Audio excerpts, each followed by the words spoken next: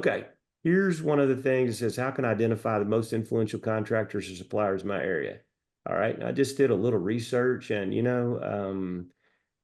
if you know somebody personally, that's awesome. But if you don't know them or the people that you know may not work in the program, I just went to Google My Business.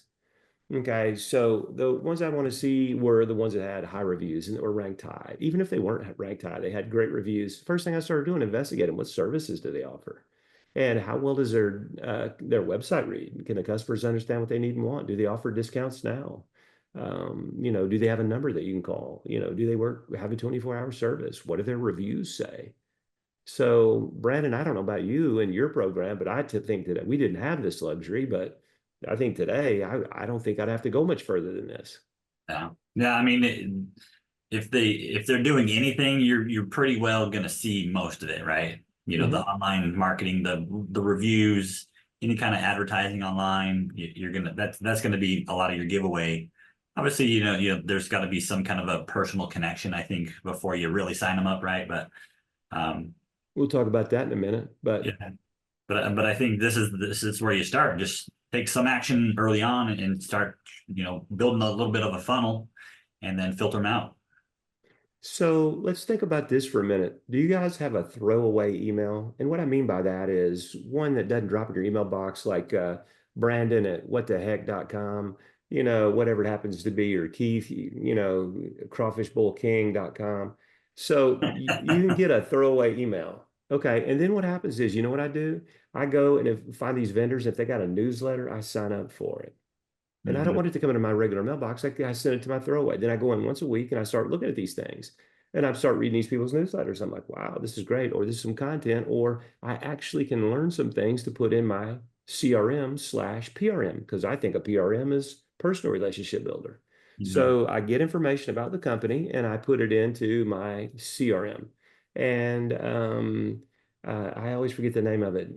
Simple Dam CRN, or is that what it's called? Brandon, Beth, help me with that.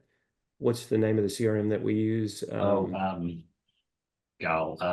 annoying CRM. Thank you. Less annoying CRM. Just went right off the top of my gray hair.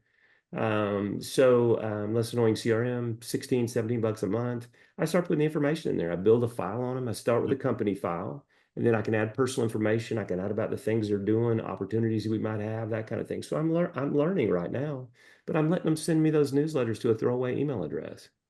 Okay, because I don't want that stuff coming in every day, and you don't either. But the fact of the matter is, you wanted to come in and read it. So I would want to see it. And then I'll go back to what Brandon was saying a minute ago. If you know something personal about their company, then I think that's an opportunity to start building a little bit of a relationship. And we'll talk in a minute about how it is. But I think Google My Business. Now, Keith, in your side hustle that you're looking at, are you using Google My Business to look for other people that you might be wanting to do business with, cross marketing or referrals from, or? Just doing, yeah, that's what we're doing. We're just scoping out the competition right now, see what's going on with that.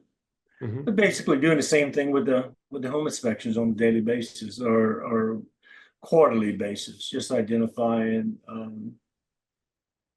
providers for different services in the area that we can maybe network with. So it's constant. We're always doing that. I think one of the things that we make a mistake about is we look in the top three, and what that tells you, you got a marketer helping you to get in the top three. But if you'll scroll on down, you'll see people with tremendous amount of reviews down at 6, 7, 8, 12, 15 position. So when you're doing your search, please don't ignore looking on down. Don't forget the top three. That's great if you got people in there, but way on down, even in the search engines, you got great people. Right. One of the things too with Google My Business, you can kind of push on the map and you can see their service area, or they'll tell you in their description. So what we do is you can set up in your CRM, whichever one you use, you can set it up and you can put their Google My Business link in there. So anytime you have a question about it, you can just click on the Google My Business link, and basically everything about their business is right there. So you don't have to go back and try to find them, this, that, and the other. Make this thing easy on yourself. So that's it. So Brandon, any other ways that you're doing this? Obviously, personal people, Yeah. I mean, a lot of them are just people from our networking group. We've got a lot of, in our area at least, we've got a lot of spouses of agents who have some kind of a service industry business. You know, for example, one of the big brokers in town, her husband's also a mold guy now. So he's got a mold remediation company, you know. So a lot of them for us, again, it just kind of goes back to our small town feel. And it is like a lot of people that we have recommendations with, you know, we have done, you know, a few months ago, we had someone ask about, you know, us, if we'd had a chimney repair person. We didn't really have anybody, but we still wanted to be a resource for them. So we texted them back and said, hey, here's a couple of guys that we found online. They've got good reviews. That guy went out, did the repair. Apparently they had an amazing experience. Our client did with the repair guy on the chimney. And, you know, he's now our #1 chimney guy because we've already had that feedback from him. So I think, you know, just taking a little bit of action up front and kind of doing some of this research. And then, you know, having some kind of a personal connection or touch with them. I think that even if I got a recommendation from a person that was in the trades of whatever type, whether it's chimney or mold remediation or whatever, I would still go to their website and look because I want to see what their customers say about them. Because the last thing I want to do is refer somebody to my customer and they have a bad experience. And so I'm kind of the investigative type. I'm like, you have to prove to me I'm going to let you on my list. What's in it for me by letting you on my list? Okay, a preferred vendor. So I would encourage you to do it. Now, Brandon, you guys aren't a small town, but I will tell you this. I know somebody in your town that you don't know that has repaired more musical instruments than most companies in the United States, and he's on your main street downtown. Yeah. I learned it from your paper. Yeah.